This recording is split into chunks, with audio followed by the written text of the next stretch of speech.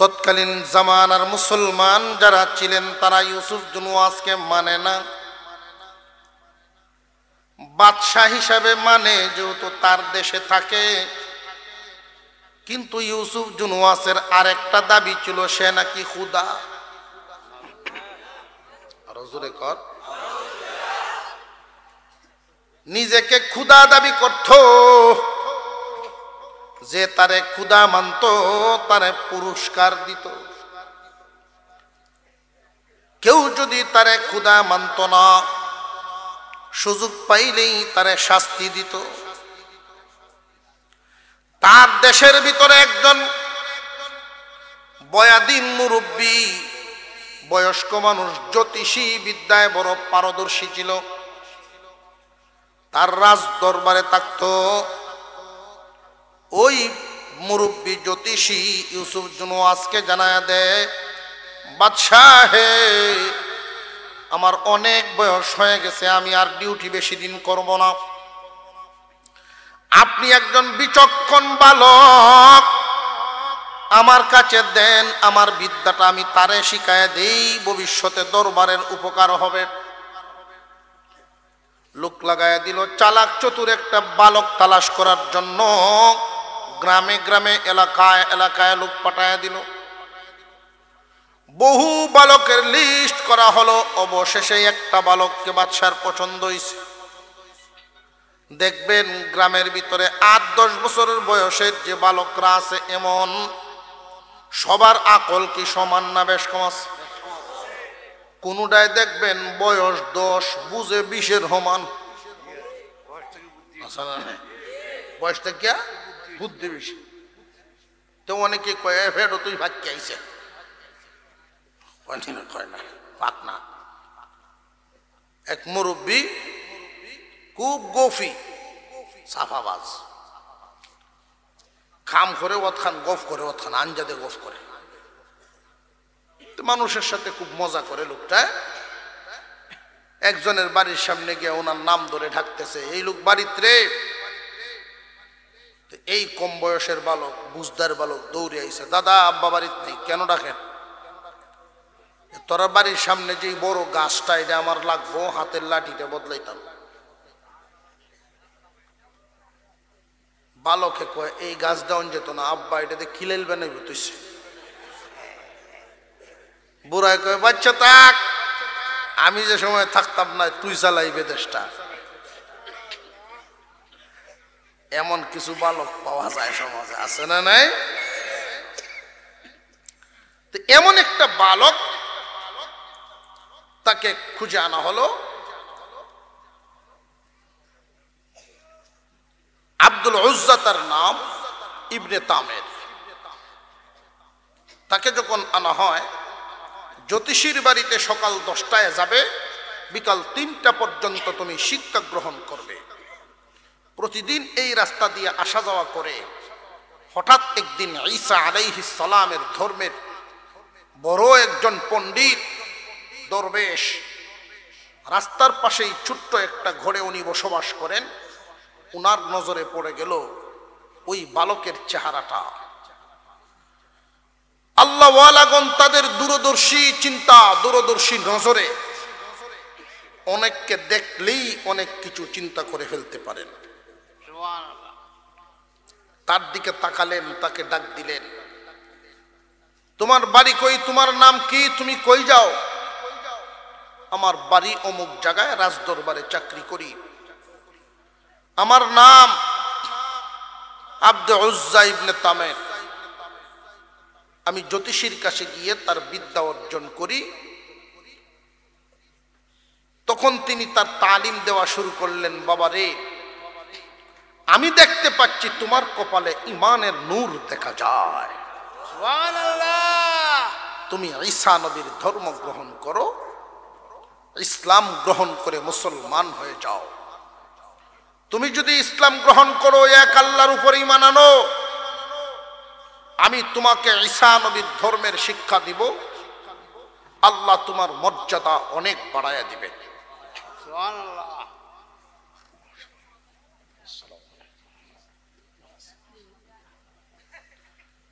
অনেক বড় মর্যাদা তোমার হবে। তো এই বালক সময় নিল 3 দিন।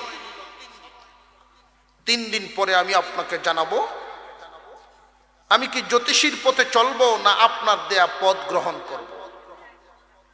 জ্যোতিষী শিখায় মূর্তি পূজা, আর দরবেশে শিখাইলো এক আল্লাহর দিন। কোন পথে সে থাকবে সিদ্ধান্ত জানাবে 3 দিন পরে বালক। ইতিহাসের কিতাবের মধ্যে উল্লেখ করা হয় বালক যেই রাস্তা দিয়ে চলে একটা জায়গা ছিল চৌরাস্তার মোড়। সকালবেলায় দেখে অনেক মানুষের ভিড়, কোনো দিক থেকেই মানুষ চলাচল করতে পারছে না। এদিকের মানুষ ওইদিকে যায় না, ওদিকের মানুষ এদিকে আসে না। একটা আতঙ্ক বিরাজ করছে মানুষের ভিতরে। ব্যাপার কি এই রাস্তার মোড়ে একটা হিংস্র প্রাণী, যার ভয়ে মানুষ এদিক ওদিক যাচ্ছে না, আসছে না। সরকারি লোকেরাও তার দ্বারে কাছে যায় না, কারণ সরকারি বাহিনী যারা তারা সুবিধাজনক অবস্থান ছাড়া অবস্থান লয় না। দেখবেন ডাহাতি হইব যেন এখানে হওয়া যায় না, বাজারের সাইডে থাকে। আমরা ডাহাতির জায়গাটা ভারোই তসবি হইরে হরিয়া ভারো গিয়ে দেখি চা বগল চা খাইতেছ। আমরা যে কোনো অসুবিধা হয়েছি না, আল্লাহ হেফাজত করছে, আপনারা নি বালা আসুন। তারা চেষ্টা করছে, পারে নাই। অবশেষে এই বালক মনে মনে ঠিক করলো এখনই আমি পরীক্ষা করে ফেলবো জ্যোতিষীর দেওয়া যেই মতাদর্শ ওইটা সঠিক নাকি ওই দরবেশের দেওয়া মতাদর্শটা সঠিক। 2টা পাথর নিল 2 হাতে, আস্তে আস্তে কাছে গিয়ে যেখানে হিংস্র প্রাণীটা শুয়ে আছে, কোনো বর্ণনায় সাপ, কোনো বর্ণনায় বাঘ, পাথরটা হাতে নিয়ে মূর্তির নামে মারছে। মূর্তির নামে মারছে, 10 হাতও গেছে না। যেই মাত্র আর একটা পাথর আল্লাহর উপরে তাওয়াক্কুল করে হাত থেকে ছেড়ে দেয়, এই পাথরটা আল্লাহর হুকুম মানে না, বাতাসের উপরে ভর করে অনেক দূরে ওই পাথরটা গিয়া প্রাণীর গায়ে পড়ার সাথে সাথেই ওই হিংস্র প্রাণীটা মারা যায়। চাঞ্চল্যকর অবস্থা শুরু হয়, সারা দেশের মানুষ আতঙ্কিত। এই বালক কিসের বলে এই হিংস্র প্রাণী মারলো? বালক রে তুমি কে? কিভাবে মারলা? যে আমি কে আমার পরিচয় তো অনেকেই জানেন। কেমনে মারলাম? আমি এক আল্লাহর উপরে বিশ্বাস করে যখন মারছি তখনই ওই প্রাণীটা মারা গেছে। আল্লাহর সাহায্যে মরছে। মানুষকে দুঃখ দেয় এমন প্রাণী তো রাখা নাই, এমন প্রাণী মারা যায়। মানুষকে কষ্ট দেয়, মানুষের জনজীবন দুর্বিষহ, এই জন্য আল্লাহর সাহায্যেই প্রাণীকে মারা হয়েছে। আজ থেকে আমি এক আল্লাহর উপরে ঈমান আনলাম।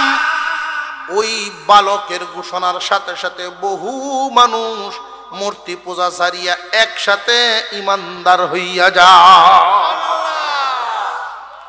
জ্যোতিষীর ধর্ম বাদ দিয়া দরবেশের কাছে তালিম নেওয়া শুরু করলো। সেই অনুযায়ী আমল করতে করতে করতে করতে তার মর্যাদা এক পর্যায়ে আল্লাহ এমন জায়গায় নিয়ে গেছেন, ঈসা আলাইহিস সালামের যত মুজিজা ছিল এগুলো তার মাধ্যমে কারামত হিসাবে প্রকাশ পাওয়া শুরু হয়ে গেল। জন্মন্ধ মানুষ আল্লাহর নামে হাত বুলাইয়া দিলে তার চক্ষু ভালো হয়ে যায়, সাথে সাথে সে ঈমান এনে মুসলমান হয়ে যায়। বুবা মানুষ তার গলায় যদি হাত লাগায়া দেয় তার কথা বলা শুরু হয়ে যায়। রাজ দরবারের একজন লোক, প্রবীণ একজন কর্মচারী, তার চোখের পাওয়ার চলে গেছে, সে আসছে এই বালকের কাছে। দরবেশ বালকের নাম পরিবর্তন করে দিয়েছে আব্দুল উজ্জাত থেকে আব্দুল্লাহ ইবনে তামের। হে আব্দুল্লাহ, শুনেছি তোমার হাতে নাকি জাদু আছে, তোমার হাত চোখে লাগাইলেই নাকি চোখ ভালো হয়ে যায়? আব্দুল্লাহ ইবনে তামের বলেন, আপনি ভুল শুনেছেন, ভুল তথ্য পেয়েছেন। আমার হাতে কোনো জাদু নাই, আর আমি মানুষের চোখ ভালো করতে পারি না। যারা আমার সাথে বিশ্বাসে একমত হবে, এক আল্লাহর উপরে বিশ্বাস করবে, মূর্তি পূজা বয়কট করবে, ইউসুফ জুনওয়াসকে খুদা আর মানা বাদ দিবে, ঈমান আনবে আল্লাহর উপরে, আমি আল্লাহর নাম নিয়ে যখন হাত বুলাইয়া দেই, মহান আল্লাহ আমার হাত লাগানোর উসিলায় ভালো করে দেন। সুবহানাল্লাহ। এই লোক চোখগুলো সামনে ধরে দিল যে আমি বিশ্বাস করলাম এক আল্লাহ ছাড়া কেউ নেই। আব্দুল্লাহ ইবনে তামের তার নাকে মুখে চোখে হাত বুলাইয়া দিলেন, সাথে সাথে চোখ ভালো হয়ে যায়। সুবহানাল্লাহ। এই লোক বাদশার দরবারে গিয়ে বলে, বহুদিন তোমার হইছে ঘুরছি, আর না বুঝাইছি তুমি খুদা না, তুমি হুদা, কিচ্ছু নাই তোমার মধ্যে, আর কিছুদিন অপেক্ষা করো।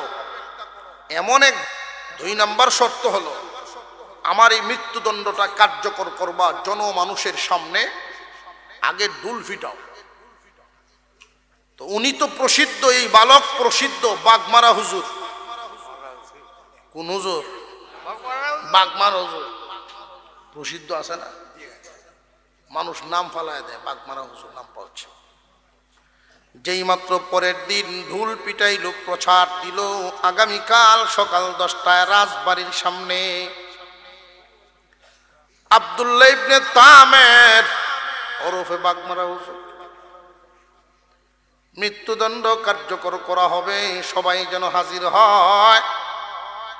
ওনাকে যারা মহব্বত করতেন, যারা ঈমান এনেছেন তারা আনবেন, যারা পছন্দ করেছেন, যারা মনে মনে ভাবছেন তারাও। বিশাল জনসম্মুখে আব্দুল্লাহ ইবনে তামের উঁচা টিলার মধ্যে দাঁড় করাইছে, স্টেজ বানায়া। যেই জল্লাদের হাতে তীর দেওয়া হয়েছে, এই জল্লাদকে জানায় দেওয়া হয়েছিল, তোমাদের কোনো মূর্তির নামে, ইউসুফ জুনওয়াসের নামে তীর মারলে আমারে মারতে পারবা না। সাগরে গিয়েছিলাম, মূর্তির নামে মারতে পারো নাই। পাহাড়ে গেছো, ইউসুফ জুনওয়াসের নামে মারতে পারো নাই। আমাকে যদি মারতেই হয় তাহলে এক আল্লাহর নাম নিয়ে যদি তীর মারো, মারতে পারবাও। যেই মাত্র বিসমি রব্বি হাযাল গুলাম, এই গোলামের রবের নামে তীর মারলাম, তীরটা ছাড়ার সাথে সাথে এই তীর আস্তে আস্তে আইসা আব্দুল্লাহ ইবনে তামের কপালের বাম সাইডে লাগছে। মুহূর্তের মধ্যেই উনি লুটায়া পড়ে দুনিয়ার জমিন থেকে শহীদ হয়ে বিদায় হয়ে গেছে। সুবহানাল্লাহ। হইচই পড়ে গেল, কি হয়ে গেল, কি হয়ে গেল? তাহলে এই বালকের যে রব, এই রবেই হলেন সঠিক, আর ইউসুফ জুনওয়াস মূর্তি এগুলো কিচ্ছু না। আমরাও রবের উপরে এই বালকের সাথে একমত পোষণ করে ঈমান আনলাম, লা ইলাহা ইল্লাল্লাহ ঈসা রূহুল্লাহ। ঈসা আলাইহিস সালামের দ্বীন গ্রহণ করে নিল সব মানুষ।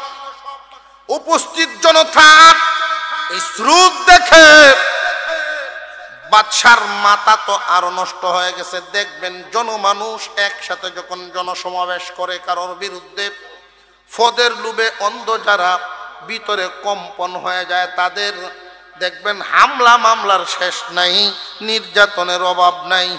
হেফাজতের সময় মামলা কি পরিমাণ, বোমা মারার মামলাও আলেমরায় খাইছে। আরো জোরে কন।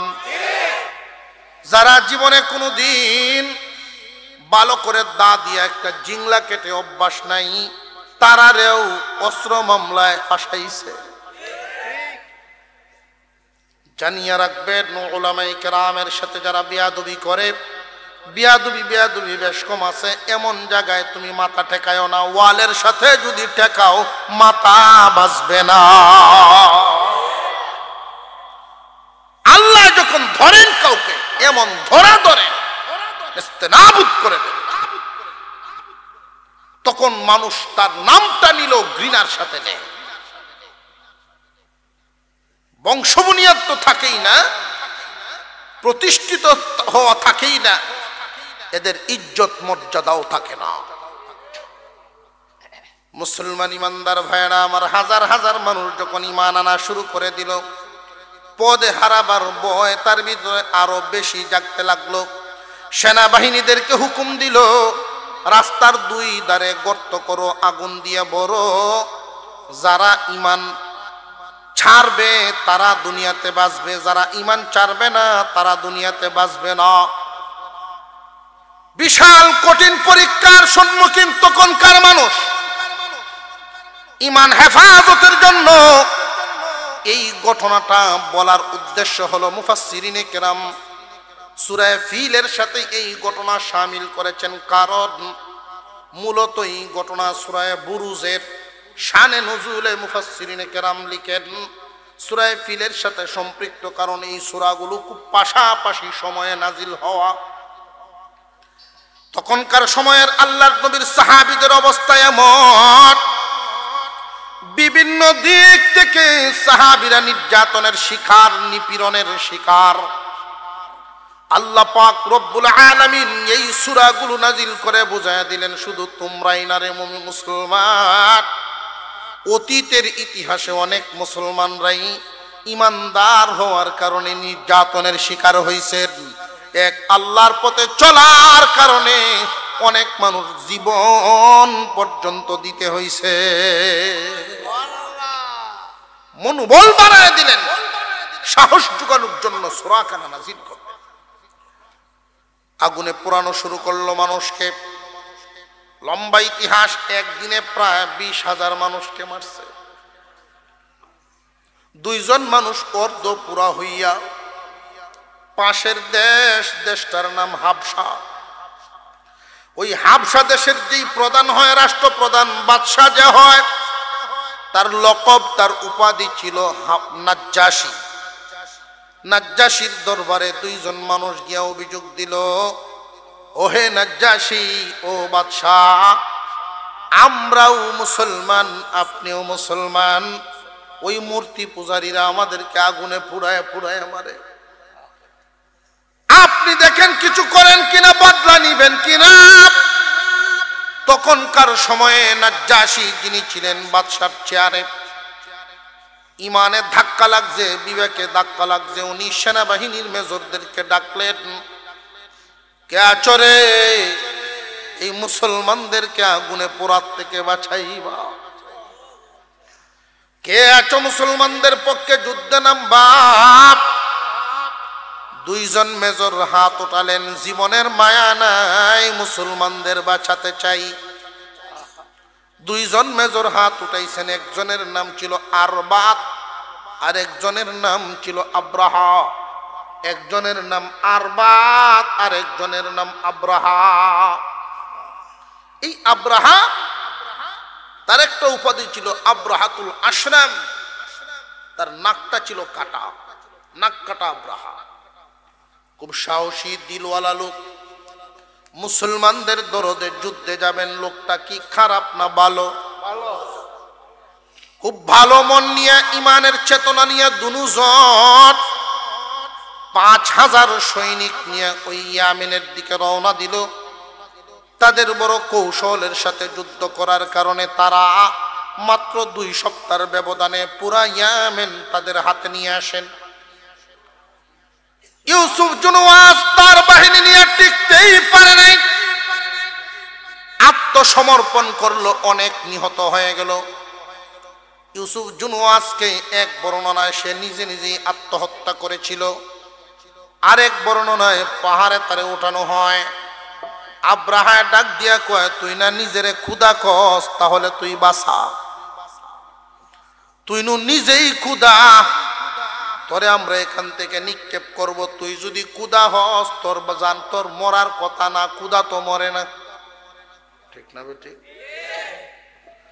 তুই যদি ক্ষুধা হস তাহলে তো তোর তো ভয় থাকার কোনো কারণ নাই, ওইখান থেকে ফেলে দেওয়া হয়। নিচে পড়ে, মগজ এদিক ওদিক ছিটকে দুনিয়ার থেকে বিদায় হয়ে যায়। দেশটা স্বাধীন, মুসলমানদের কোনো ভয় নাই, চিন্তা নাই। এমত অবস্থায় এই দেশের এখন প্রধান কে হবে, সরকার ব্যবস্থাটা কেমন হবে? নতুন দেশ স্বাধীনতা পেয়েছে, মুসলমানদের দখলে ইয়ামেন চলে আসছে। তখনকার সময়ের ইয়ামেন মাঠ ভরা ফসল, বাগান ভরা ফল, নদী ভরা মাছ, অনেক নিয়ামত দিয়ে ভরপুর করে রাখছিলেন আল্লাহ এই দেশটারে। এই দেশের রাষ্ট্রপ্রধান কে হবে? দুইজনের মধ্যে দুইজন মেজর। দেশের চিত্র দেইকা রাষ্ট্রপ্রধানের চেয়ার, দুজনের ভিতরে চেয়ারের লুপ ঢুকছে, দুজনের ভিতরে চেয়ারের লুপ ঢুইকা গেছে। চিঠি লিখছে নাজ্জাসির কাছে, নাজ্জাসির উত্তর হলো তোমরা বসিয়া সিদ্ধান্ত নাও, একজন বৈশা যাও সম্রাটের চেয়ারে আর একজন তার অধীনস্থ পাশের চেয়ারে বসো, দুইজনে মিলে দেশ চালাও। এখন কে বসবে সম্রাটের চেয়ারে, এই নিয়ে ধাক্কাধাক্কি শুরু হলো, ঠেলাঠেলি প্রতিযোগিতা শুরু হলো, কেউ কাউকে ছাড় দিতে রাজি না। ক্ষমতা এমন একটা, ক্ষমতার লোভ এমন একটা লোভ, আর লোভ মানেই তো খারাপ। কেউ যদি লোভে পড়ে, জানবেন যারে লোভে পাইছে তারে ধ্বংস করে ছাড়ছে। লোভে মানুষ অন্ধ হইয়া যায়। লোভে কি হয়? লোভে মানুষ এমন অন্ধ হয়, লক্ষ্য করে দেখবেন লোভে মানুষ এমন অন্ধ হয়, বুনের মাল ঠকায় খেয়ে ফেলে, চোখে দেখে না। মসজিদের মাল খায়া লাইব, চোখে দেখবো না, কারণ লোভে অন্ধ। গুরুস্থানের বাজেট এনে খায়া লাইব, চোখে দেখতো না, অন্ধ। আর একটু জোরে কর। এক চেয়ারম্যানে বাথরুম খায়ালছে তিনটে লেট্রিন। আমি জিগাইছি মুরব্বী এটা কি শুনাইলেন আমারে? হুজুর আপনি বুঝছেন না, বাথরুম পাবলিক টয়লেট সরকারি বাজেট আছে, নিটে খাই লাইছে, বানাইছেন আর কি। ও আচ্ছা, আমি ভাবছি যে ট্যাঙ্কি টুঙ্কি সহ নিকাই লাইল। লোভে মানুষ অন্ধ, আর এই অন্ধত্ব তারে কত নিকৃষ্ট পর্যায়ে নিয়ে যেতে পারে দেখেন আব্রাহার ইতিহাস। এতদিন পর্যন্ত কি আব্রাহা খারাপ ছিল না? ভালোই।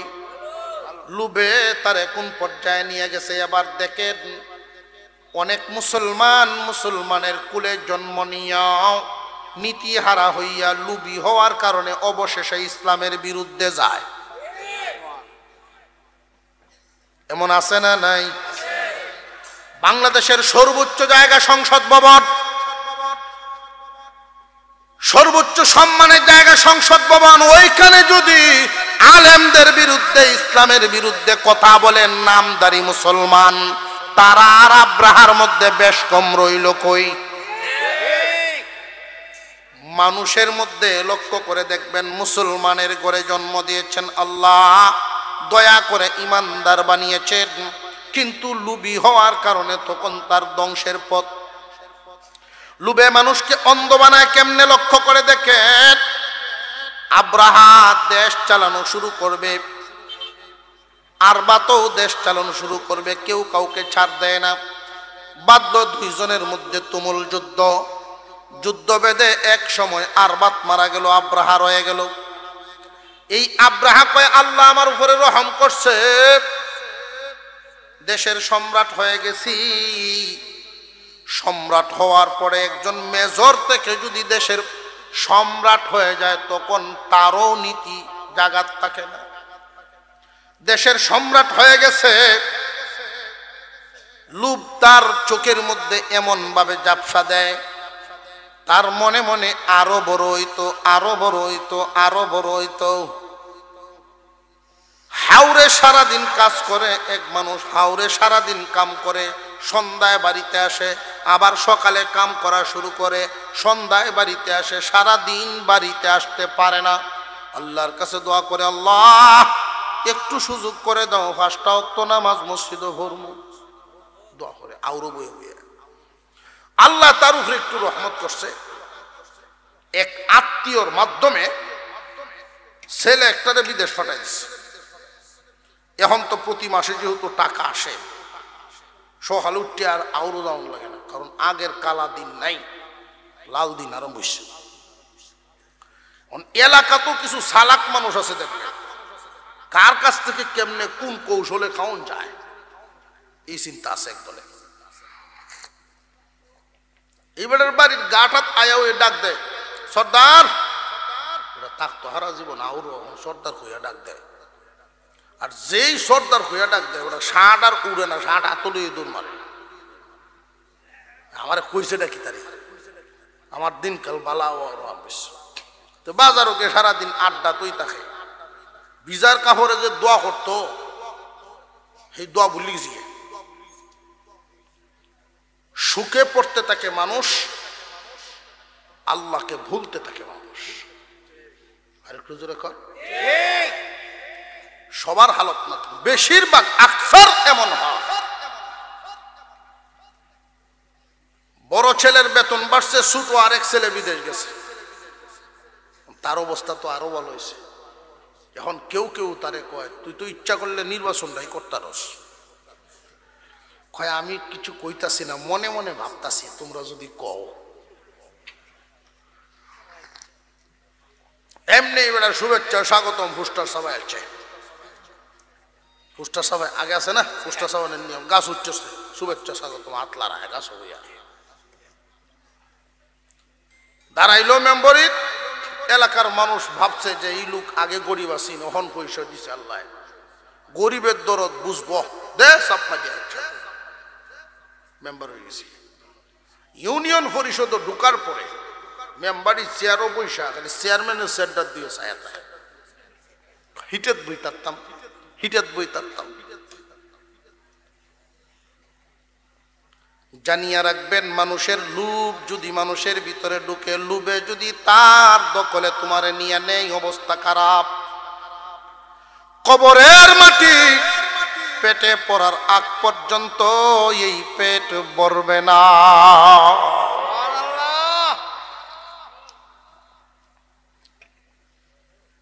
সম্রাটের চেয়ারে বসলো, আরো বড় হইতে চায়, আরো প্রসিদ্ধি পাইতে চায়। মনে মনে বাবা শুরু করলো প্রসিদ্ধি পাওয়ার জন্য, পরিচিতি পাওয়ার জন্য কি করণীয়। তার একটা বিষয় চিন্তায় আসছে, আমার দেশ যদিও উন্নত দেশ, সুন্দর সাজানো গোছানো দেশ, কিন্তু মক্কা মদিনায় পৃথিবীর কোনায় কোনার থেকে মানুষ আসে। খানায়ে কাবা এমন একটা ঘর, কাবা ঘরে পৃথিবীর কোনা কোনার থেকে মানুষ প্রতি বছর জিয়ারতের জন্য আসে, তোয়াফের জন্য আসে। আমার দেশেও এমন একটা কিছু বানাতে হবে যেন দেশে এবং বিদেশ থেকে মানুষ, সারা বিশ্বের মানুষ আসা যাওয়া করে। বানাইছে বড় একখান গির্জা, দেশের সমস্ত বাজেট একত্রিত করে অর্ধেক বাজেট এক গির্জার পিছনে দিয়া দিছে। তখনকার সময়ে তো বিদ্যুৎ এরকম লাইটিং ছিল না, তারপরেও সারা দুনিয়া থেকে বেছে বেছে এমন অত্যাধুনিক পাথর, তখনকার জামানার পাথর দিয়া উপরে লাইটিং করিয়াছে। 30 মাইল দূর থেকে ওই লাইটিং দেখা যাইত। ইউসুফ জুনুয়াস দেশ ছাড়ছে, আব্রাহা দেশ লইছে। দেশের সম্রাট হইয়াও তার নেশা মিঠে না। গির্জা বানাইছে, সারা দুনিয়ার মানুষ যেন এই দেশে আসে। প্রথম বছর যখন বানানো কমপ্লিট হয়ে যায়, তামাম পৃথিবীর মানুষেরা কোনা কোনার থেকে এই দেশের ভিতরে আসা শুরু করে। কিন্তু এর পরের বছর আর মানুষ আসে না। আশ্চর্য হয়ে গেছে ঘটনা কি, মক্কায় তো প্রতি বছর মানুষ যায়, আমার দেশে একবার কেন? আপনাদের বুঝে আসে কিনা বিষয়টা খুব খেয়াল করবেন। একটা হলো নিজের বানানো, আর একটা আল্লাহর নিদর্শন। আল্লাহর নিদর্শন দুনিয়ার জমিনে যা আছে লক্ষ্য করে দেখবেন, একবার দেখলে মন ভরে না, বারবার শুধু ভালো লাগতেই থাকে। পদ্মা সেতু দেখার জন্য সারা দেশের মানুষ যায়নি না যায় না? গাড়ি ভাড়া করে সাকিবপুরের এক পাড়ার মানুষ গেছে, পরের তারিখে যখন আরেক পাড়ার ওরা বাওয়ায় রেডি হয়েছে যাওয়ার জন্য, তো আগে যারা গিয়ে আসছে এদের একজন রে কয় তুইও আমরা সাথে লো, যে না আমি গিয়ে দেখতে আইছি আর না যাইতেছেন, কত টেহা লাগতো না, রাস্তা চিনাইলে তুই যেহেতু দেখতে আইছো চল, কয়ের না মাথা ঘুরে বমি হয়, যাইতে চায় না। কিন্তু মক্কা এবং মদিনা সফর করেছেন যারা, একবার দেখে আসার পরে কি মন অতৃপ্ত হয় না, শুধু আগ্রহ আরো বাড়ে। খানায়ে কাবা তো আল্লাহর ঘর, বানাইছেন এমন একজন মিস্ত্রি, আল্লাহর খলিল ইব্রাহিম আলাইহিস সালাম, যুগাল দিয়েছেন ইসমাঈল আলাইহিস সালাম। বিশেষ দিনে মঞ্জুর হওয়া, বিশেষ একটা দিনে মঞ্জুর হয়েছিল, এমন একটা দিন যেই দিন ইব্রাহিম আলাইহিস সালাম আল্লাহকে খুশি করার জন্য সন্তানের গলায় ছুরি চালায়া দিয়েছেন।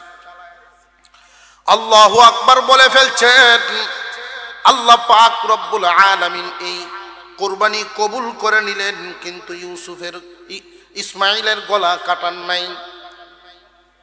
হে ইব্রাহিম খলিল আমার, এই মুহূর্তে আমি আল্লাহ খুশি হয়ে গেলাম, তুমি যা চাইবা আমি তাই দিব। ইব্রাহিম আলাইহিস সালাম ওই দিন বলেছিলেন, আল্লাহ যা চাইব তাই দিবেন, এমন একটা দৌলত আপনার কাছে চাইব যেটা একটাই আপনার কাছে আছে, মুহাম্মাদুর রাসূলুল্লাহ সাল্লাল্লাহু আলাইহি ওয়াসাল্লাম, আপনার দোস্ত, আপনার হাবিব আমার ইসমাইলের বংশের মধ্যে দিবেন। আল্লাহ মঞ্জুর করে নিলেন। আয় আল্লাহর একটা দরখাস্ত বলি, পাশাপাশি আমার এই বংশধর, আমার ছেলের বংশধররা যেন আপনার গোলামি করতে পারে, একটা ঘর বানানোর অনুমতি দেন। জিবরাইল আমিন নকশা দেখায় দিলেন, নূহ পয়গম্বরের প্লাবনের মাটির নিচে দেবে আছে, মাটি সরায় ফেলেন, ঘরের ফাউন্ডেশন দেওয়া আছে, শুধু ইট গাঁথেন আর উঁচা করেন। ইট গাঁথা শুরু হয়ে গেল। মিস্ত্রি আল্লাহর একজন নবী ইব্রাহিম আলাইহিস সালাম, যুগালু তিনিও আল্লাহর নবী ইসমাঈল আলাইহিস সালাম। ড্রয়িং দেখায় দিয়েছেন স্বয়ং জিবরাইল আলাইহিস সালাম, ইঞ্জিনিয়ার। দুনিয়ার ঘর আর ওই ঘরের মধ্যে কি বেশ কম আছে না নাই? ওইটার ইঞ্জিনিয়ার, ওইটার মিস্ত্রি, আর তোমার আমার ইঞ্জিনিয়ার, তোমার আমার মিস্ত্রির মধ্যে কত তফাৎ। আব্রাহায় তো বুঝতে পারে নাই, মনের ভিতরে জেলাসিয়া এসে গেছে, যেহেতু আমার মনের আশাটা পূরণ করতে পারলাম না, বাজেট পেশ করলাম, বাজেট খরচ করলাম, লসে পড়ে গেলাম। তামাম দুনিয়ার জমিনে এমন একটা কাণ্ড ঘটাতে হবে, যেই কাণ্ডে তামাম দুনিয়ার সমস্ত রাজা বাদশারা আমার নামটা শুনলেই চিনে এবং ভয় পায়। আরবের, দক্ষিণ আরবের যে সমস্ত রাস্তাঘাট আছে, সিরিয়ার থেকে বিভিন্ন জায়গায় ব্যবসা বাণিজ্য করে মানুষ, বিভিন্ন রাস্তা যারা ব্যবহার করে, এই রাস্তায় আমার ট্যাক্স দিতে হবে, খাজনা দিতে হবে, খাজনা বসায় দেব। আমরা দেশেও খাজনা 20 টাকা টোল ভাড়া, 80 টাকা টোল ভাড়া, 40 টাকা রানীগঞ্জ আছে না নাই? এইরকম টোল বসায় দিবে। দুনিয়ার লোভ তারে এমন ভাবে পাইছে, বিশ্ব সম্রাট হওয়ার স্বপ্ন দেখে ফেলছে। বিশ্ব সম্রাট কেমনে হবা? একজন মেজর থেকে ইয়ামেনের সম্রাট পেট ভরে নাই, লোভে অন্ধ হইয়া বিশ্ব সম্রাট সাজার জন্য এমন একটা কাজ করবে, মনে মনে সে চক্রান্ত করতেছে, কি করা যায়, কি করা যায়। এমন একটা চক্রান্ত খুব ভালো করে বুঝেন। আল্লাহ যে বলেছিলেন, আলাম ইয়াজআল কাইদাহুম ফি তাদলিল, আল্লাহ কি এদের চক্রান্ত নস্যাৎ করে দেন নাই? কাবাগর ভাঙবে প্রকাশ কথা, চক্রান্ত ছিল ভিন্নটা। নাজ্জাশীর কাছে চিঠি লিখছে, আমি ইচ্ছা পোষণ করেছি কাবাগর ভেঙ্গে ফেলার জন্য। কাবাগরই একমাত্র ঘর যেই ঘরে তামাম দুনিয়ার মানুষের নজর আছে, একসাথে দুনিয়াব্যাপী আমার নাম পৌঁছবো। কে ভাঙলো, কে করলো এই কুকর্ম? কার এত বড় সাহস আল্লাহর ঘর ভেঙে ফেলছে? যে কোনো দেশের সম্রাটরা যখন আমার নাম শুনবে তরতর করে কেঁপে উঠবে তাদের হৃদয়, আমাকে ট্যাক্স দিতে বাধ্য হবে, এইভাবে আমি বিশ্বের সম্রাট হব। কাবাগর ভাঙ্গা তার মূল উদ্দেশ্য না, মূল উদ্দেশ্য বিশ্বের সম্রাট হওয়া। নাজ্জাশী উত্তর দিল, ঠিক আছে, তোমার যদি এরকম স্বপ্ন থাকে আমার কোনো আপত্তি নেই, তবে যাও, 8টা হাতি দিলাম তোমাকে। তুমি জীবনে কোনোদিন মক্কা নগরীতে যাও নাই।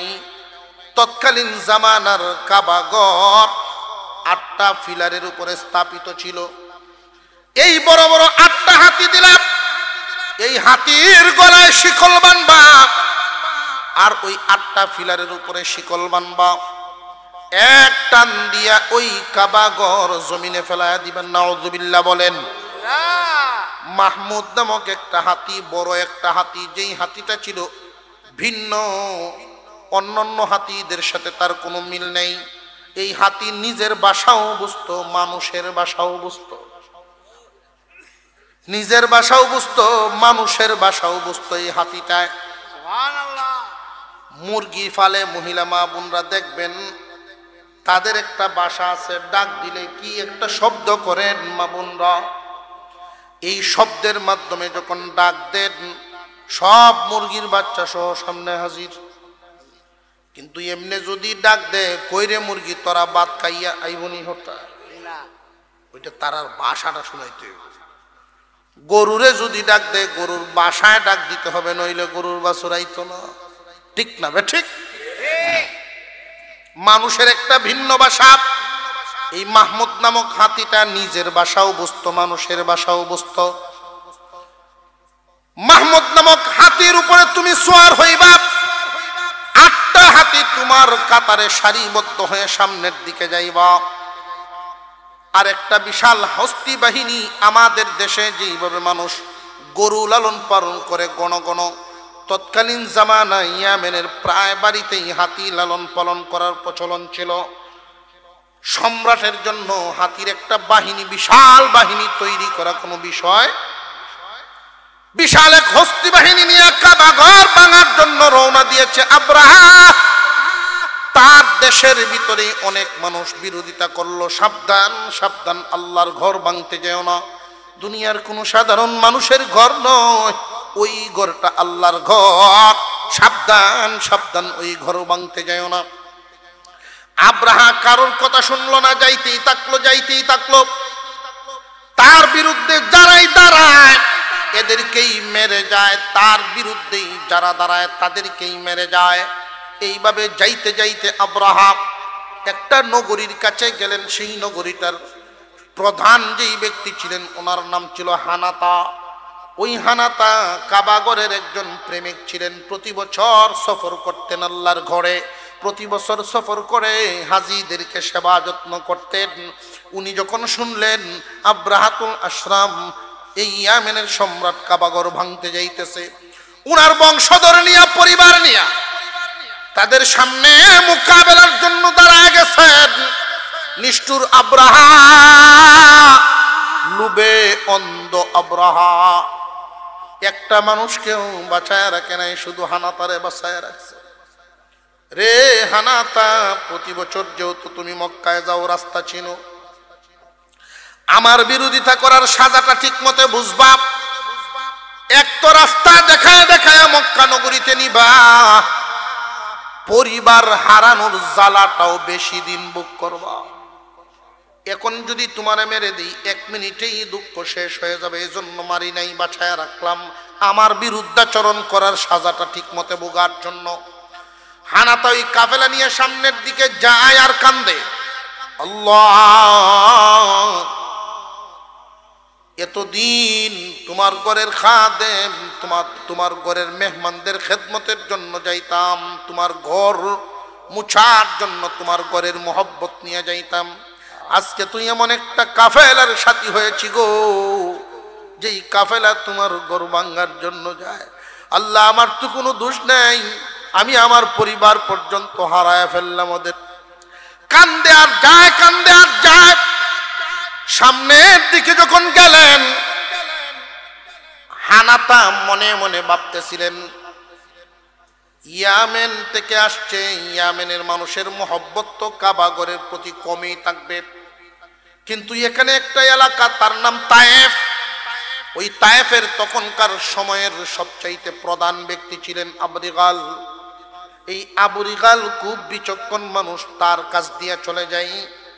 তায়েফের মানুষ কাবা ঘরের মহব্বত তাদের অন্তরে অনেক বেশি।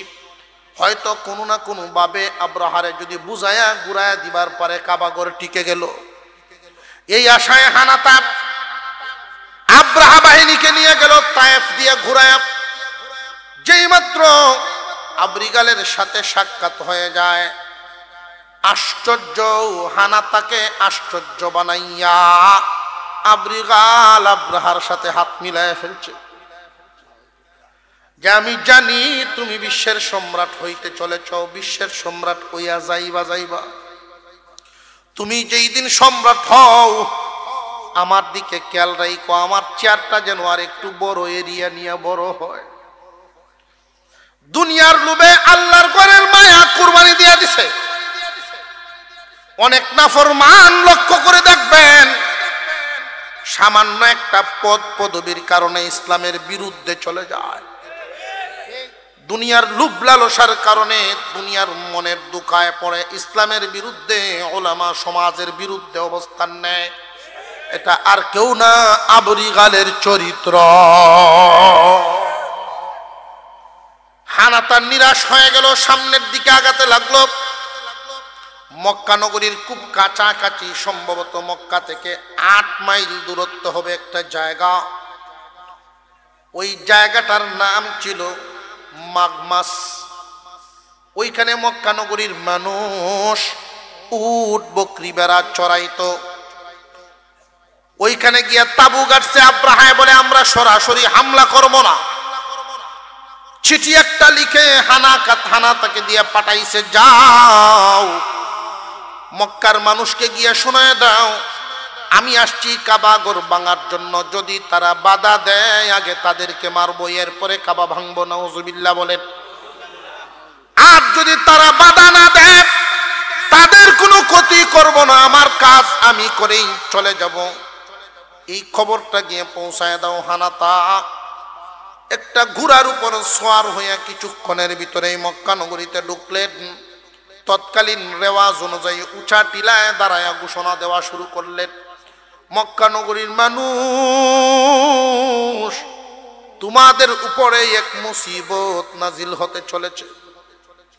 আব্রাহা নামক এক সম্রাট, ইয়ামেনের সম্রাট, বিশাল হস্তি বাহিনী নিয়ে আসছে, কাবা ঘর ভাঙবে। তোমরা কি ভাঙতে দিবা নাকি বিরোধিতা করবা? মক্কা নগরীর মানুষ হাউমাউ করে কান্না শুরু করে দিছে। নিজের সন্তানের চাইতেও যারা নাকি কাবা ঘরকে বেশি ভালোবাসে, নিজের সন্তানকেও এত মহব্বত করে না কাবা ঘরকে যত মহব্বত করে। তারা জবাব দিয়েছে, আমরা কিছুই বলবো না, আমাদের মুরব্বী আছেন, ওনার নাম আব্দুল মুত্তালিব, আল্লাহর পয়গম্বরের দাদা যান আব্দুল মুত্তালিব, তিনি আসো, কি জবাব দেন দেখি। আব্দুল মুত্তালিব আসলেন। আইসাই যখন খবর শুনলেন তিনি বলেন, হানাতারে এই ঘর দুনিয়ার কোনো মানুষের ঘর না, এই ঘরটা আমার আল্লাহর ঘর, এই ঘর আল্লাহর ঘর, এই ঘরের নিদর্শন, এখনো বিদ্যমান, বহুত নিদর্শন, আশপাশে অনেক নিদর্শন বিদ্যমান। তুই কি আব্রাহারে বুঝায় বলিস নাই? হ্যাঁ বলেছি। আব্দুল মুত্তালিব কয়েকজন মুরব্বী নিয়ে ওই মাগমাস নামক জায়গায় গেছেন। আব্রাহার সামনে যাওয়ার সাথে সাথে আব্রাহা দাঁড়িয়ে গেছে, কারণ এত সুন্দর চেহারার অধিকারী আব্দুল মুত্তালিব, আল্লাহর রাসূলের দাদা জান। চেহারাটা দেখাই আব্রাহা এত বড় সম্রাট চেয়ার থেকে দাঁড়ায় গেছে, না জানি কোন ব্যক্তি আইছে।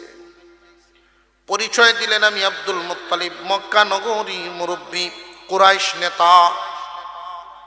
কাবাঘর ভাঙতে দেওয়া হবে না, প্রয়োজনে খাজনা দিব, আপনাকে খাজনা দিব না। আমি খাজনা নিব না, আমি কাবাঘর ভাঙবো। মোকাবেলা যদি করবার হয় তাহলে করতে পারো, না মোকাবেলা করার সামর্থ্য শক্তি আমাদের নাই। মাত্র 2.5 থেকে 3,000 মানুষের বসবাস তখন সেখানে। আব্রাহা বুঝতেই রাজি না, সে লোভে অন্ধ হয়ে গেছে, আল্লাহর ঘর ভেঙে ফেলবে। দেখবেন না বুঝার কারণে অনেক মুসলমান সমাজের মধ্যে নিজের স্বার্থের কারণে মসজিদের বিরুদ্ধে চলে যায়, নিজের স্বার্থের কারণে মাদ্রাসার বিরুদ্ধে চলে যায়, বুঝতেই পারে না এগুলো যে আব্রাহার চরিত্র।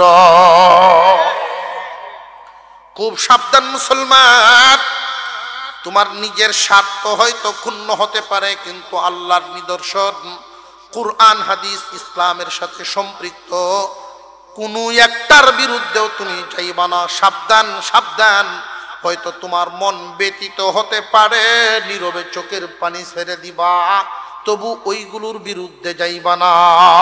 খুব সাবধান। আব্রাহা মানতেই রাজি না। অবশেষে আব্রাহাতুল আশরাম তার বাহিনী নিয়ে সামনের দিকে অগ্রসর হওয়া শুরু হয়ে গেল। আব্দুল মুত্তালিব খানায় কাবার কাছে চলে গেছেন। কাবাগরের আশপাশে রহমতের বাজার, কাবাগরের আশপাশটা তো রহমতে ঘেরা। দরজার চৌকাটে ধরে দোয়া করলে দোয়া কবুল হয়ে যায়। হাজরে আসওয়াদ রুকনে ইয়ামিনীর মাঝখানে দাঁড়ায় দোয়া করলে দোয়া কবুল হয়ে যায়। মাকামে ইব্রাহিমে দোয়া কবুল হয়, হাতিমে দোয়া কবুল হয়। মিজাবে রহমত খানায় কাবার সাদের পানিটা যেখানে পড়ে, এখানে দাঁড়ায়া যদি কোনো কাফেরও দোয়া করে তার দোয়া কবুল হয়ে যায়। রহমতের বাজার হইছে। আব্দুল মুত্তালিব মক্কা নগরীর মানুষদেরকে নিয়ে ওইখানে দাঁড়ায়া যখন দোয়া করবেন, সবাই জমা হচ্ছে, সকলের মুখেই কান্না, কারোর চোখ শুকনা নাই, সবার চোখ ভিজা। ছোট ছোট শিশুরাও কাঁদতেছিল। আব্দুল মুত্তালিব বলেন, কে আছো একজন, আমার মা আমিনাকে নিয়ে আসো। মা আমিনার সুনাম সুখ্যাতি তৎকালীন সময়ও ছিল। উনি যখন জমজম কুয়ার কাছে যাইতেন, অন্যান্য মহিলারা পানি উঠানোর জন্য লম্বা রশি নিচে ফেলায় পানি উঠাইতেন। আপনার আমার পয়গম্বর যেই দিন থেকে মার গর্ভে চলে আসছেন, মা আমিনা জমজম কুয়ার পাশে যাইতেই নিচের পানি উপরে উঠে যাইত। আব্দুল মুত্তালিব জানতেন মা আমিনা বরকতি মহিলা। যাও একজন আমার মা আমিনাকে নিয়ে আসো। কাবাগরের দরজার সামনে দাঁড়ায়া আব্দুল মুত্তালিব মুলতাজমের মধ্যে ধরে কান্না শুরু করে দিলেন, আল্লাহ আমাদের কোনো ভুলের কারণে এই ঘর আমাদের সামন থেকে নিয়ে যায় না। আমরা জানি এই ঘরের মালিক তুমি, তোমার ঘর তুমি হেফাজত করো। আমার তো সামর্থ্য নাই। আল্লাহ এদের বিরুদ্ধে যদি দাঁড়ায় যাই, শিশুদেরকে সহ ওরা মেরে ফেলবে। পরবর্তীতে কে তোমার ঘর ঝাড়ু দিবে, কে এই ঘর সাফ পরিষ্কার করবে? আল্লাহ তোমার ঘর হেফাজতের জন্য তুমি তোমার মদদ নাজিল করো গো মাওলা। মা আমিনার গর্ভে আছেন মুহাম্মাদুর রাসূলুল্লাহ। দুনিয়াতে আসতে আর কয়দিন বাকি? আরো জোরে কোন কয়দিন? পুরা বডি হয়ে গেছে। ইব্রাহিম আলাইহিস সালাম দোয়া করছিলেন, মনে আছেনি? কাবাগর যেই দিন বাজেট, মুহাম্মাদুর রাসূলুল্লাহর বাজেট একদিনের দোয়া করা। কাবাগর ভাঙতেইছে, মুহাম্মাদুর রাসূলুল্লাহ হাজির। আল্লাহ পাকের নেক নজর কতটুকু মুহূর্তটা বুঝেন। আব্দুল মুত্তালিব দোয়া শেষ করলেন, যাও যার যার আশ্রয়ে চলে যাও, আল্লাহর ঘর যদি হয় আল্লাহ হেফাজত করবেন। সুবহানাল্লাহ। উঁচা একটা টিলার গর্তের মধ্যে বসে গেলেন। মা আমিনাকে নিয়ে দূর থেকে তাকায়া দেখতেছে, হস্তি বাহিনী আস্তে আস্তে চত্বরের দিকে আগায় আসতেছে। হানাতার মাহমুদ নামক হাতিটার কানে কানে ডাক দিয়ে কয়, মাহমুদ রে, ওই যে দেখা যায় কালো ঘর, ওই ঘরটাই তোর আর আমার আল্লাহর ঘর।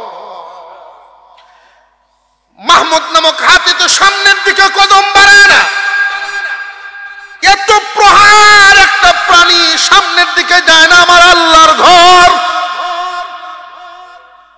এই জন্য বলা হয়, মানুষ যদি মানুষ হয় ফেরেশতার চেয়ে দামি হয়, আর মানুষ যদি অমানুষ হয় পশুর চেয়েও নিকৃষ্ট হয়ে যায়। মাহমুদ নামক হাতিতে আল্লাহর ঘরকে সম্মান দেওয়ার কারণে মহান আল্লাহ পাক তার নামে কোরআনে সূরা নাজিল করে দেন। আটটা হাতির গলায় শিকল বেঁধে তারা যখন যাওয়া শুরু করলো, ফিলারের সাথে বাঁধবে, এমনি তাকায়া দেখে আল্লাহর গজব শুরু হয়ে গেছে।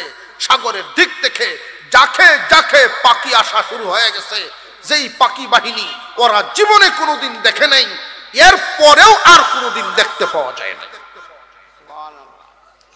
হস্তি বাহিনী অবাক হয়ে গেছে। পুরা কাবা চত্বর কালো ছায়া, কালো হয়ে গেছে। সূর্যের আলো জমিনে পড়ার জায়গা নাই, এত পরিমাণ পাখি আল্লাহ পাঠিয়েছেন। এক একটা পাখির ঠুটে এবং দুই পায়ে 3টা করে পাথর দিয়ে আল্লাহ পাঠালেন। আর ওই পাথরগুলো যখন তারা নিক্ষেপ করে, এক একটা পাথর ছোট, মুসুরির দানার চাইতে একটু বড়, কঙ্কর জাতীয় পাথর। শুকরি ভাঙলে যেমন ধারদার হয়ে যায়, এরকম ধারদার পাথর পাঠিয়ে দিলেন আল্লাহ পাক। ওই পাথরগুলো পড়ে, পাথরের একটা স্বভাব, ওই সিজ্জিল জাতীয় পাথর, ওটার স্বভাব হলো রক্ত দেখতে স্পিড বাড়ে। যার উপরেই ছাড়ে শুধুমাত্র চামড়ার ঘষাটা পায়াই ভিতরে ঢুকে যায়, আর ভিতরে ঢুকে স্পিডে দৌড় শুরু করে দেয়। মানুষটার ভিতরে পাথরটা ঢুকে মাথার থেকে পা পর্যন্ত যখন দৌড়তে থাকে, রগ, হাড়, গোশত সবগুলোকে একদম রুই রুই তুলা তুলা করে ফেলে। মানুষের চামড়ার প্যাকেটটা শুধু থাকে, বডির ভিতরে আর কিচ্ছু থাকে না। এক একটা পাথর এমন ভাবে পড়তেছে, হাতি, মানুষ, ঘোড়া সব মাটির সাথে মিশায় যাইতেছে। আল্লাহ পাকের গজব সর্বপ্রথম আবরিগালের উপরে পড়ছে, আব্রাহার উপরে পড়ে না। আব্রাহা দাঁড়ায় রয়েছে, আবরিগাল শেষ, বাহিনী শেষ। মহান আল্লাহ পাক রব্বুল আলামিন বলেন, وَأَرْسَلَ عَلَيْهِمْ طَيْرًا أَبَابِيلَ। তৈরান পাখি, আবাবিল যাকে যাকে, আবাবিল মানে দলে দলে দলে দলে, প্রচুর পরিমাণ বাহিনী আল্লাহ পাঠায় দিলেন এদেরকে নেস্তেনাবুদ। আব্রাহার অবস্থা, আচোরা টাচোরা খাইছে পাথরের, কিন্তু ভিতরে ঢুকে নাই। পাথরটা নালিশ করে, আল্লাহ তোমার এতটাই নিকৃষ্ট বান্দা এটা, আমি তার ভিতরে ঢুকবার ইচ্ছা করি না। আশ্রয়া বিদায় দিয়েছে। ঐতিহাসিকগণ বলেন আরেকটা কারণ, তারে যদি পাথরে মারে 1 মিনিটে মজা শেষ, মৃত্যুর যন্ত্রণা 1 মিনিটেই শেষ। আসর দিয়া দিয়া তারে আক্রান্ত করে সেখান থেকে বিদায় করা হয়। বিজয়ীর বেশে যেইভাবে আসার সময় ডুক ডাল বাজায় আসছিল, কিন্তু যাওয়ার সময় এই অবস্থা নাই, লেজ গুটানো শিয়ালের মতো গেছে। যেই অঞ্চলগুলো পাড়ি দিয়ে গেছে অঞ্চলের মানুষের অন্তরে কাবা ঘরের মর্যাদা আরো বেড়ে গেছে। আল্লাহর ঘর আল্লাহ হেফাজত করেছেন। যারা ভাঙতে গিয়েছিল তারা সফল হতে পারে নাই, বিশ্ব সম্রাট হওয়ার স্বপ্ন শেষ। আল্লাহ পাক এমন ভাবে নেস্তেনাবুদ করেছেন, এদের চক্রান্তটা এমন ভাবে ধ্বংস করেছেন। ওই আব্রাহা যখন তার ভবনের ভিতরে ঢুকেন, কয়েকদিনের ভিতরেই তার গায়ে ঘা হয়ে গেছে। ঘা, আক্রান্ত জায়গাগুলো ঘা হওয়ার কারণে পুষ পড়া শুরু হয়েছে, এখন দুর্গন্ধ। সেই জামানার নামি দামি যত কবিরাজ হাকিম যত ধরনের ঔষধ দেয়, তার বডি আর ভালো হয় না। কিছুদিনের ভিতরেই কর্মচারীরা বলে আমরা না খেয়ে মরবো, তবু তার কাছে যেতে পারবো না। সিদ্ধান্ত হলো রাজপ্রাসাদ থেকে তাকে বের করে দাও, নইলে প্রাসাদের কোনো মানুষের কোনো শান্তি নেই তার দুর্গন্ধের কারণে। অবশেষে এই মানুষটাকে এখান থেকে যখন বের করা হয়, এই মানুষটাকে বের করে পরিত্যক্ত একটা বিল্ডিং, একটা দালানের মধ্যে রেখে আসা হয়েছে। পরিত্যক্ত দালান। সকালে এক প্লেট খানা, বিকালে আর এক প্লেট খানা দূর থেকে ধাক্কা দিয়ে তারে দেওয়া হতো। কত নিকৃষ্ট জীবন! খুব শিক্ষা গ্রহণ করা উচিত। যারা আলেম ওলামাদের বিরুদ্ধে, মসজিদের বিরুদ্ধে, মাদ্রাসার বিরুদ্ধে, কোরআনের বিরুদ্ধে, ইসলামের বিরুদ্ধে অবস্থান নেয়, তাদের কারোর শেষ অবস্থা ভালো হয় না। কারোর শেষ অবস্থা ভালো হয় না। আর যদি মহব্বত দিলের ভিতরে লালন করতে পারে, আল্লাহ ওই মানুষগুলোর ইমানের সাথে দুনিয়ার থেকে বিদায় দেয়। অপরাধী অবশেষে ক্যান্সারে আক্রান্ত হয়ে ধুকে ধুকে লাঞ্ছনার মরণ বরণ করেছিল। পক্ষান্তরে যারা কাবাগরের অধিবাসী, কাবাগরের পক্ষে যারা ছিল, তাদের মনের আশা, মনের সাহস, মনের আনন্দ আল্লাহ বাড়ায়া দিছে। যেই দিকেই যায়, যদি শুনেন আপনি কে যে আমি মক্কা নগরীর মানুষ, তো দূরের কথা, মক্কার একটা কুকুরের মর্যাদাও বেড়ে গেছে। যারা সহি পক্ষে থাকবেন এদের জন্য আল্লাহর নিয়ামত, যারা বিরুদ্ধাচরণ করে তাদের জন্য গজব। আল্লাহ পাক আমাদেরকে আজকের এই আলোচনার থেকে শিক্ষা হাসিলের তৌফিক দান করেন। বলেছিলাম হস্তি বাহিনী কারা? আব্রাহা বাহিনী এসেছিল কোথায় থেকে? ইয়ামেন থেকে। এদের চক্রান্তটা কি ছিল? আল্লাহ যেটা নষ্ট করেছেন, তার চক্রান্ত ছিল বিশ্ব সম্রাট হওয়া। লুবে অন্ধ হয়ে সে কি সফল না? ধ্বংস হয়ে গেছে। আল্লাহ যেন আমাদেরকে সহি বুঝদান করেন। বলুন আমিন। আরো জোরে বলেন আমিন।